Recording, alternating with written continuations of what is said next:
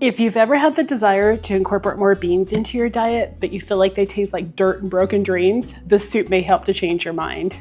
This is a soup that eased me into not just tolerating beans, but actually loving them. Corn, bell peppers, and smoky sausage give every spoonful something delicious to bite into. So with this recipe, you can either do canned beans or you can do dried beans. Either one is completely fine.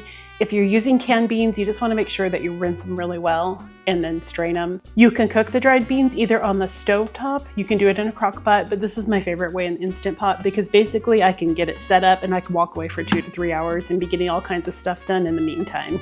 One thing to keep in mind is that dried beans can take longer to soften than what the recipe specifies, and that just depends on how old they are. Generally speaking, they will take around 35 minutes of cooking under pressure, but could take up to an additional 10 to 15 minutes longer. All right, so one of my biggest I say this cautiously, but one of my biggest pet peeves is people who use garlic. I know it's a huge time saver, but there is a huge difference between fresh garlic and the stuff you get in the jar. But I understand because it's a pain in the butt to peel garlic. I absolutely love eating garlic. I love it in my recipes, but it's not fun. My best recommendation is to separate the cloves, put them in a bowl, add a little water to it. Once you put a little water in there, then you cut the butt off. I don't know if you can see that. You cut the butt off, and then usually the skin will peel right off. It just makes it so much easier.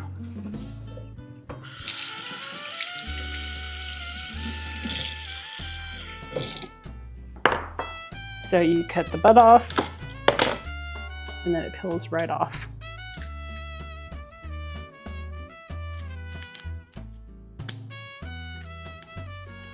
Ta-da! Once you have all your ingredients prepped, you'll cook everything from here on out in one stock pot. Heat the pot over medium-high heat, add about 2 tablespoons of oil, and cook the onions until they become translucent. A very common challenge that can happen for many of us is having ground beef that is still partially frozen when you're ready to cook with it. The secret is to sear the meat directly in the pot. Once the bottom layer browns, flip the block over, exposing the other side to the heat, and scrape off the cooked side. You'll repeat this process every few minutes until the ground beef is fully cooked through. At this point, you'll bloom the spices by adding them and letting them cook for about 1 to 2 minutes. Once the spices are a shade darker and have become fragrant, add the garlic and cook for just about 30 seconds to 1 minute. Now add the beans with their cooking liquid and bring to a simmer. If you're using canned beans, you'll need to add about 3 cups of additional broth, give or take depending on your preferred consistency. Next, add in the smoky sausage with the bell peppers and canned tomatoes. Fire roasted tomatoes taste amazing in this soup, but the next best option is San Marzano tomatoes. As a side note, the easiest way to deal with whole canned tomatoes is to cut them with kitchen shears. Simmer the soup until the bell pepper becomes tender and then add in the fresh squeezed lime juice and the frozen corn. Cook until the corn becomes tender. Before serving, make sure to adjust with additional broth if desired, salt and pepper.